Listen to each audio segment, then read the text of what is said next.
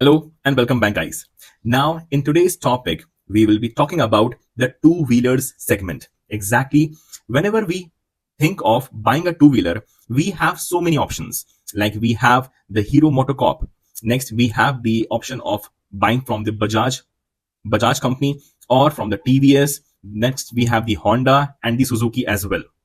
Now, when we see the growth, we see that how the companies are growing. So now it's a topic on TVS. Is TVS exactly doing good or not? So when we talk about the TVS is basically the third largest motorcycle maker in India by revenue, and it's the second largest exporter of two wheelers in the country. Yes, you heard that right. After your Hero Motocorp, the second one is TVS. But now we can see that TVS has grown a magnificent growth in its quarter two results. Recently, the TVS has reported revenues of 9,228 crores for the last quarter, reflecting a 13.3% growth compared to the same quarter last year and a 10.2% increase compared to the first quarter of financial year 2025. So this is a very good move shown by the TVS Motors. Why? Because nowadays a new bikes, that is the electric vehicles, are being demanded more as compared to the normal traditional petrol vehicles. So with this, the EV segment in the two wheelers has taken a growth, has taken a rise, which is building a new infrastructure for all over the India. Now, as we compare, its EBITDA, that is EBITDA margin, which measures profitability, improved to 11.7%, which is up from 11% last year. And it was 11.5% last quarter. So profit after taxes also saw a 23% rise year on year. So it is clear cut that TVS is booming with a 14.9% increase over the previous quarter. But the question is, how is it that TVS is growing? Now let's check out step by step that what's happening with the TVS. The TVS company is moving beyond the traditional motorcycle and scooters and expanding into electrical vehicles. At the same time, it's growing its presence in rural areas. Earlier, the TVS were only seen in the urban areas. More of the Hero Motocorp's vehicles were being seen in the rural India. But now, as we can see, that TVS is also expanding to its rural areas, where two-wheelers are a primary means of transportation. But like any large company, TVS is also facing challenges. What are the challenges? Because the thing is, there are many other companies who are in competition. They are also growing. They are also facing the same problem as being faced by the TVS as well. आजकल की demand हमारी electric vehicles की ज्यादा हो चुकी है as compare to the traditional vehicles. तो यहां पर एक बहुत बड़ा पार्ट जो ग्रोथ में सहायता दे रहा है टीवीएस को, that is EV business. Exactly EV business, अगर मैं टीवीएस की बात करूं, 6% of the company's total two wheeler sales ये सब की सब ईवी के द्वारा ही हो पा रही हैं. And this segment is expected to grow even more with the rise in the price of the petrols and the diesels. EVs का मार्केट बहुत ज्यादा चल पड़ा है. तो आजकल लोग EV पे ज्यादा शिफ्ट हो रहे हैं as compared to the normal traditional vehicles.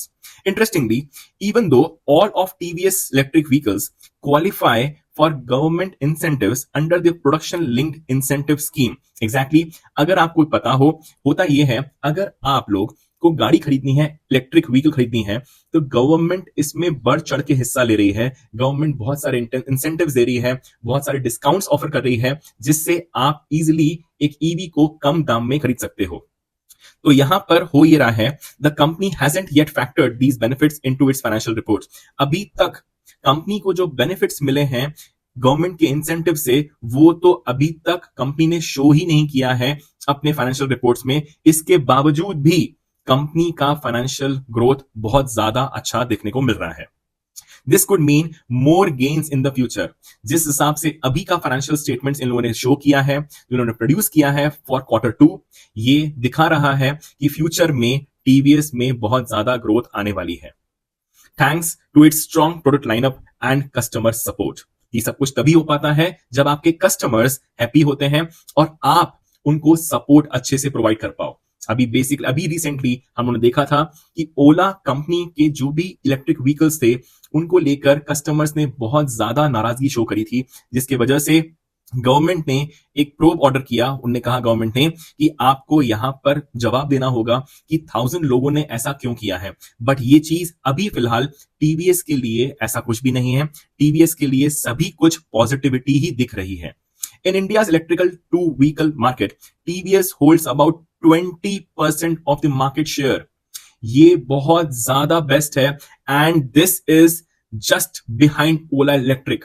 मतलब आप ये समझिए, नंबर 1 पे अगर ओला इलेक्ट्रिक है तो नंबर 2 पे टीवीएस है। और अगर यही राइवलरी चलती रही, ओला को बैकस्लैश मिलता रहा, तो टीवीएस आने वाले कुछ समय में बहुत ज्यादा ग्रो करने वाली है।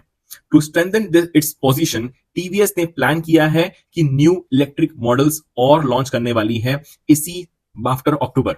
मोस्ट प्रोबेबली जनवरी तक हमारे पास नई नई गाड़ियों की इंफॉर्मेशन आना चालू हो जाएंगी, जो कि अच्छा ही है। And enter the electric three wheeler market for both domestic and export markets as well. क्योंकि हमारे इंडिया में प्रोडक्शन अच्छा हो रहा है, इसी को देखते हुए हमारे एक्सपोर्ट भी बढ़ रहा है। और अब टीवीएस 3-व्हीलर्स को भी और इंप्रोवाइज करके उसमें भी इलेक्ट्रिक व्हीकल्स के और भी ऑप्शंस देने वाली है। Recently, TVS has also started exporting EVs to the ASEAN region, that is ASEAN region. वहां पे भी उसने एक्सपोर्ट करना चालू कर दिया है, marking its first step toward becoming a global player in the EV market. इससे साफ है कि ग्लोबल प्लेयर में टीवीएस भी अपना नाम जुड़वाना चाह रहा है। CEO K. Radhakrishnan is optimistic about the India becoming a major export hub for EVs, with TVS playing a key role.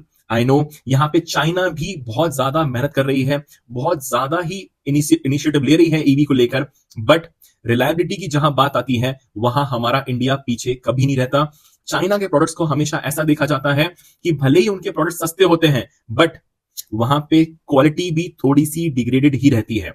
इसी वजह से हमारे इंडियन प्रोडक्ट्स की डिमांड ग्लोबली ज्यादा बढ़ना चालू हो चुकी है।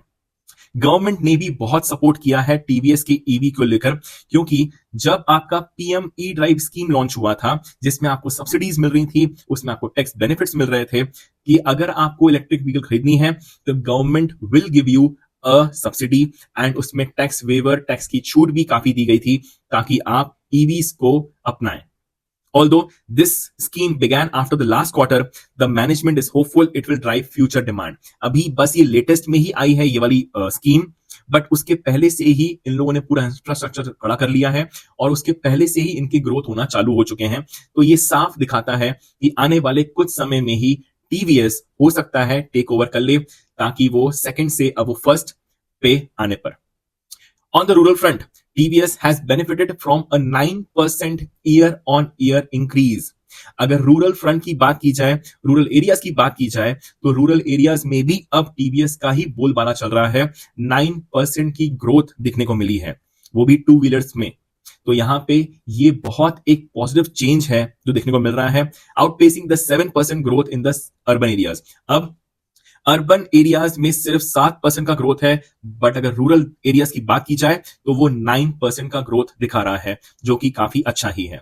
A good monsoon season has boosted agricultural output and incomes. जैसा कि मैंने आपको पिछले ही वीडियो में बताया था कि रूरल इंडिया में हर चीज की डिमांड बढ़ रही है। आपको ये भी बताया था कि लोग गाड़ियां खरीद रहे हैं, वहां पे 2-व्हीलर ज्यादा सेल हो रही है, डिमांड ज्यादा हो रही है। ये सिर्फ और सिर्फ रेनी सीजन की वजह से हुआ है। आप चाहें तो हमारा पिछला वीडियो देख सकते हैं, जहां पे मैंने पूरा फुल डिस्क्रिप्शन दिया हुआ है कि कैसे रूरल इंडिया हेल्प कर रहा है ग्रोथ में इंडियन इकोनॉमी की। Next, the company strong dealership network in rural regions helps it reach these customers effectively. इतने सारा इंफ्रास्ट्रक्चर डेवलप करके रखा हुआ है हमारे टीवीएस कंपनी ने, जिसके वजह से वहां पे एक डीलरशिप स्ट्रॉन्ग नेटवर्क है, जिससे कि आसानी से लोग जाकर वहां पे गाड़ियां खरीद पा रहे हैं। While TVS is expanding its export business, it faces challenges in Africa. अभी आपको बताया मैंने, बहुत सारी जगह पर उनको ग्रीन सिग्नल मिल चुका है, बट अफ्रीका में थोड़ा सा दिक्कत है, क्योंकि वहां पर डेप्रिसिएशन एंड इन्फ्लेशन का बहुत ज्यादा दिक्कतें चल रही हैं। नाउ द थिंग इज कि अफ्रीका कंपनी जो अफ्रीकन कंट्री है वहां पे जो भी अमाउंट है दैट इज उनके जो करेंसीज हैं उस पे बहुत ज्यादा डेप्रिसिएशन और इन्फ्लेशन लग रहा है, इस वजह से सेल्स अप एंड डाउन चल रही है। कोई बात नहीं, पर टीवीएस को हम लोग एक ग्रोथ प्रोस्पेक्टस से बहुत अच्छे से देख सकते हैं। However growth in Latin America and Asia has helped offset the slower sales in Africa and the company expects improvement in African markets in the coming months. अभी कुछ क्लियर नहीं है, बट जल्दी ही अफ्रीका में भी टीवीएस अपना बोलबाला दिखाई देगा। Next, another important part of TVS business is its financial service arm, TVS Credit Services। जैसे कि बजाज ने भी अपना financial service credit service launch किया था, वैसे ही टीवीएस का भी एक क्रेडिट सर्विसेज है, जिसके अंतर्गत अगर आप गाड़ी खरीदते हैं तो आपको गाड़ी इजी इंस्टॉलमेंट में मिल जाती है, जिससे कि ग्रोथ ज्यादा देखने को मिल रही है। This division helps providing financial solutions, especially in semi-urban and rural areas. अभी के लिए ये ज्यादा किफायती रूरल एरियाज के लिए ही है, ताकि लोग ज्यादा से ज्यादा टू व्हीलर्स को खरीद सकें। TVS credits total book size grew up 13% year on year. पिछले सालों में देखा गया है 13% से ग्रोथ हुई है। अब आज की डेट में 26,600 करोड़ पर पहुंच चुका है क्रेडिट का, जितना क्रेडिट दिया जा चुका है, और इसमें प्रॉफिट भी बढ़ा है 20% से, दैट इज 220 करोड़ रुपए का प्रॉफिट कमा रही है कंपनी, सिर्फ और सिर्फ अपना टीवीएस क्रेडिट सर्विसेज को इंट्रोड्यूस करके। तो ये अच्छा ही चीज है। Looking ahead, TVS has set aside 1200 to 1400 crores for capital expenditure and investments in financial year 2025। उन लोगों ने पहले ही एक अमाउंट अलग कर दिया है, ताकि फ्यूचर में जो भी कैपिटल एक्सपेंडिचर होगा, जो भी इन्वेस्टमेंट्स करने को होंगे फाइनेंशियल ईयर 2025 में, दैट इज जनवरी से लेकर आगे मार्च तक, उसके लिए वो लोग पहले से ही बहुत ज्यादा प्रिपेयर्ड हैं, ताकि वो लोग रिसर्च एंड डेवलपमेंट पे ध्यान दे सकें और ईवी स्पेस में अपना नाम बना सकें। CEO Radhakrishnan emphasized the importance of investing in new battery technologies and expanding the EV lineup to compete with newer players like Ola Electric and Ather Energy as well।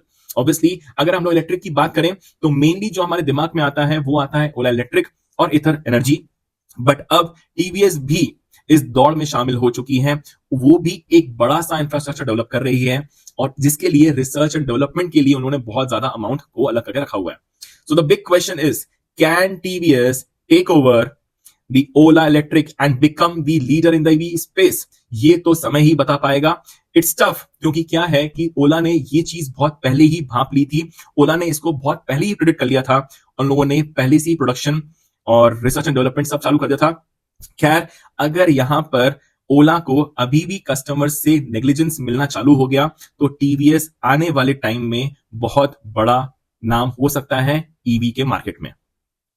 Now next, तो TVS is positioning itself as a strong contender in both the electric and traditional two-wheeler vehicles, जो कि अब future के लिए देखना है कि किस तरीके से TVS और ज्यादा ग्रो करती है। तो आज के लिए सिर्फ इतना ही। Thank you so much.